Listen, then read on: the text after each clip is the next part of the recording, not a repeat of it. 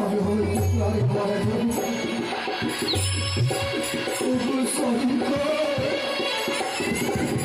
তুমি আমায় না কখনো পালন করেছি, তুমি পানি চলছি না। আমি যে সাঁতার কাটতে পারি না, আমি হয়তো প্রাণে মারা যাবো।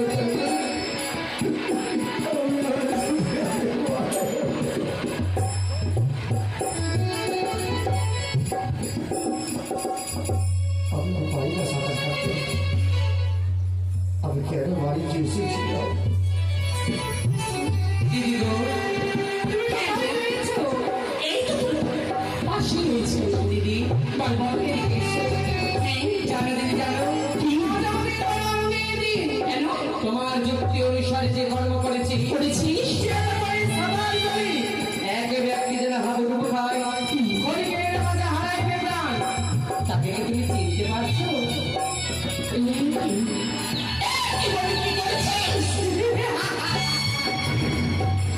সে যে অন্য কেউ নাই, চাঁদিক সদাগর। আমার সঙ্গে ধর্মের মতবাদ ঘুরতে যাবে, আমার হবে তাই চাঁদের ভাবে করা যায়। পাগল হয়ে গেছিস কেন? কেন পৃথিবীর বুকে তোমার বিশ্ব বুঝে যদি করতে পারে কেউ পারবে? সেই বলেছিলাম ডালে খাবি, ফলে খাবি, মূলে খাবি না। আর মূলে খেলে কখনো তুই বিশ্ব বুঝিটা হতে পারবি না। জীবনে যে চলার কতবার ভুল করেছি, তাই উপায় বলো, কোন উপায় আমি তাকে বাঁচাতে পারি?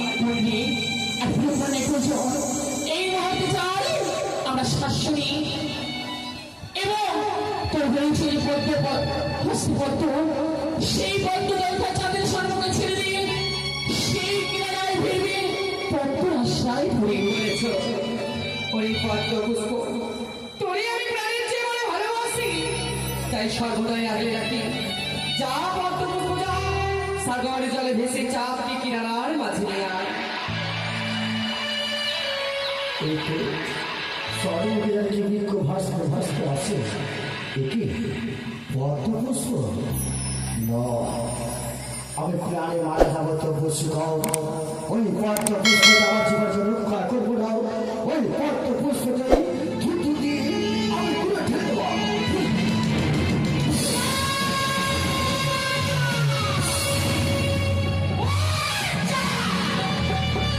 তুমি মরো যাবে, এটাই তোমার উপযুক্ত সাজা।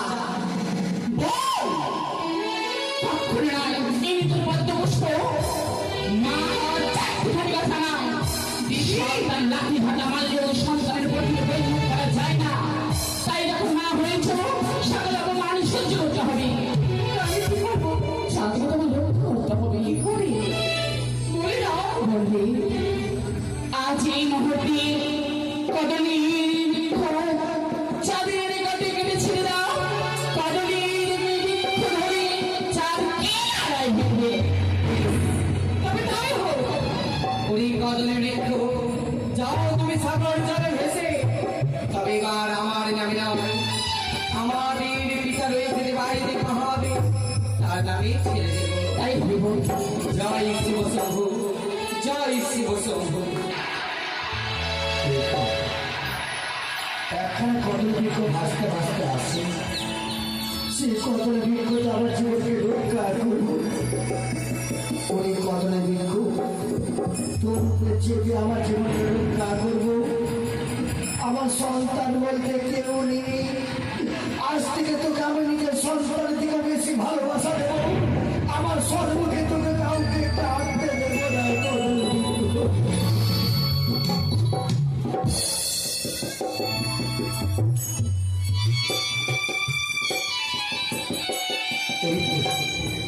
আমি কিনারায় চলে এসেছি, আমি কি করে উপরে উঠবো? আমি যে বস্ত্র নেই, আমার অঙ্গে যে বস্ত্র নেই। ঘাটের উপরে বাবর সাহায্য করতে আসবে, তাদের কাছে একটা ভিক্ষা স্বরূপ আমি বস্ত্র চেয়ে নেবো। ঠাকুর বস্ত্র চেয়ে নেবো। দিদি গো, যেই সময় চাঁদের সওদাগর আমার গলায় কত পুষ্পে দিয়েছিল শতধুলু। সেই সময় আমি প্রতিজ্ঞা করেছিলাম আরো ধীরে ধীরে মর্মে মর্মে যাকে সাজা দিতে চাই তার উপায় বল। কিন্তু তুমি আমার যুক্তি বল মরে কোন যুক্তি পেলে চাকে লাঞ্ছনা দিতে পারি? বলি অতি উত্তমে বলেছো তুমি। তাই এই মুহূর্তে তোমার পদ্মাবতীর বেশ পরিত্যাগ করে তোমাকে শাস্তা হবে বৌমা। আর আমার তোলার বেশ শুরু করি আমি সাজবো শাশুড়ি মা। তবে কি তুমি বলতে চাও আজ আমরা মায়ার রূপে ধারণ করবো গ্রামের কুলবধূ? এই না তুমি আমার। তাই এই মুহূর্তে তুমি বৌমা সাজো আর আমি সাজবো শাশুড়ি। আর গ্রামের কুলবধূ হয়ে যাবো আমরা তাদের নিকটে তাকে স্বামী শাশুড়ি মা। কি বৌমা কেমন মানিয়েছে গো মা?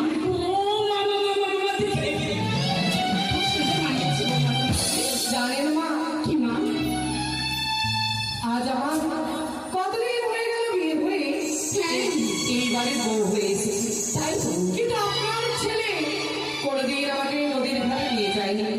তাই বলছিলাম শাশুড়ি মা কি মা আমাকে আপনাদের এখানে নদীতে নিয়ে যাবেন, স্নান করবো। নিশ্চয়ই মা, আমার ছেলে খুব কিপটা বুঝলি, আমি তোমায় নিয়ে যাবো।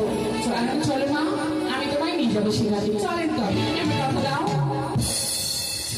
যে তুমি বেশি জলে নামবে না। ও এই ব্যাপার, ঠিক আছে চলো মা।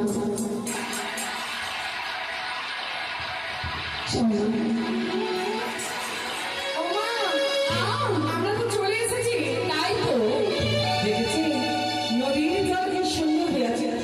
তুমি হাতে ভরে আমাকে কাছে ডাকছে। যাও আমি একটু সাঁতার কেটে আসি। কিন্তু পিছনে যেও না, বড় কমে যাচ্ছে। আচ্ছা আচ্ছা হ্যাঁ।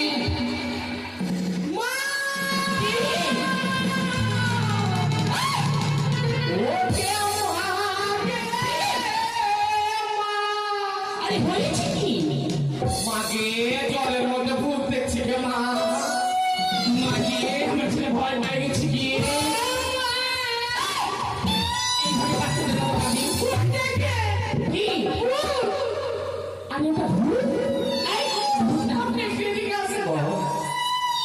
আমি ভূত রইব, তোমাদের রক্ত মানুষ বাবু। আমার অঙ্গে বস্ত্র নেই মা, আমি বস্ত্রহীন বলে ওই গলা জলে বসে রয়েছি। ভূত নয়, তবে হচ্ছে আমাদের মতো রক্তে মাংসের একজন মানুষ। পরনে করে বস্ত্র নেই মানে উলঙ্গ উলঙ্গ ল্যাংটা। কি যে করি আপনাকে নিয়ে। এইটা আমাদের সুবর্ণ সুযোগ, তাই চলে ওরা অপমানই করি। তাই চলো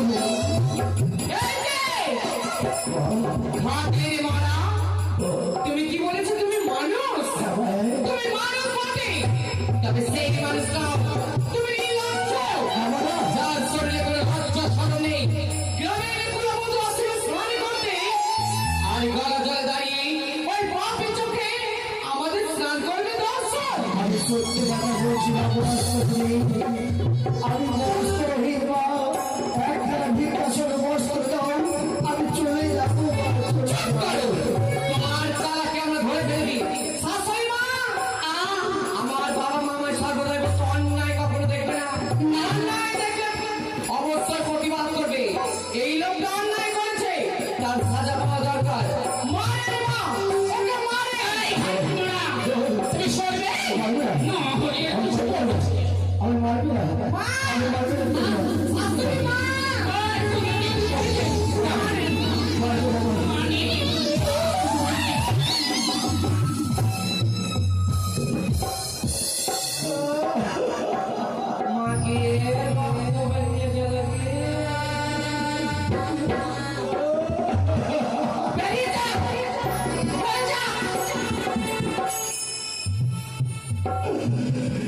কি করে নেওয়া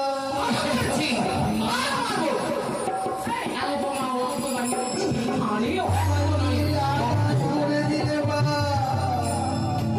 আমি সত্যি কথা বলছি, আমি বস্ত্রহীন, আমি বস্ত্রহীন।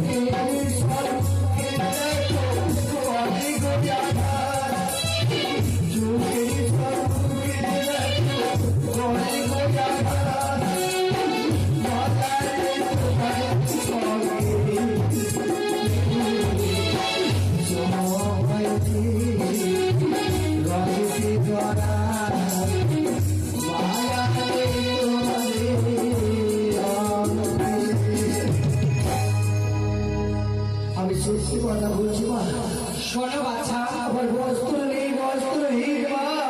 বলছিলাম কি ওই যে তুমি বললে মায়া নেই কারো অঙ্গে, একটা কি জানো আমরা বড় পাষাণ, আমাদের মায়া শক্তি নেই। তবে জানো আমাদের দয়া অনেক, আমাদের তো দয়ারই শরীর। তাই তোমার সত্যি বলছি তোমার বস্ত্র নেই। আমার আমি সত্যি কথা বলছি বল। তুমি একটু অপেক্ষা করে বস্ত্রের সন্ধান দেবে আমার শাশুড়ি মা। দাও দাও। মা শোনো দিদি দেখলাম কি চাষকে আমি বড় অপমানে করেছি, দিয়েছিলাম ছোড়া গাঞ্জনা। এবার তুমি বস্ত্রের সন্ধান দেবে, কিন্তু মনে রাখবে সেই বস্ত্র হবে তার কাছে লজ্জার বস্ত্র, কোনো রাজ বস্ত্র নয়।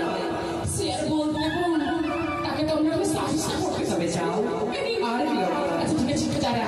এই যে ভাইয়ের বড়া তোমরা বস্ত্র যখন তুমি চেয়েছো, বস্ত্র তো আমরা দুটো করে নিয়ে একটা করে নিয়েছি, তার জন্য উপায় বলে দিচ্ছি, ওই বস্ত্র পড়বে। বলো মা বলো। ওই যে দক্ষিণ দিকে শ্মশানে দেখা যায়, শ্মশান? ওই শ্মশানে কিছুক্ষণ আগে গ্রামের মরা পুড়িয়ে গেছে, আর এই মরার কাপড়গুলো পুরাবে না তো, নদীর ধারে ফেলে দিয়েছে। যাও গিয়ে ওই শ্মশান থেকে মরার বস্ত্রগুলো পরে তুমি উদ্ধার করো। আমি শ্মশানে বস্ত্র পরিধান করবো? বাপরে, শ্মশানের বস্ত্র পরিধান করো? কত একবারে রাগ মন্ডে চলে এসেছে। বেশি বল। আমি শ্মশানে বস্ত্র পরিধান করবো?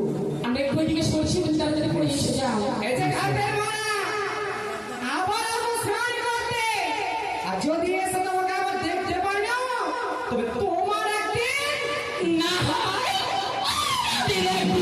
যত সব লীলা করছে লীলা। চলো আসেন।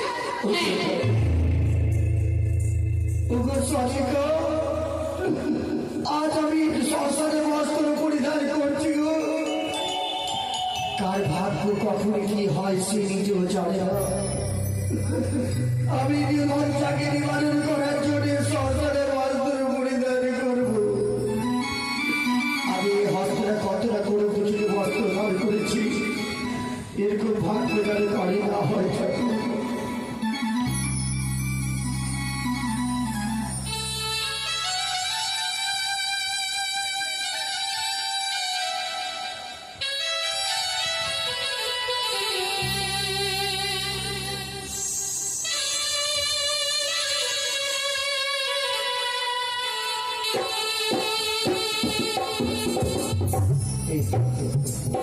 এবার আমি চলে যাবো, আমি এবার চলে যাবো নিজেকে চাইছি। আমি এখনকার যন্ত্রণা সহ্য করতে পারি না মা। কেউ আছে আমি আছে রে পাগল, আছে। আমি যে 5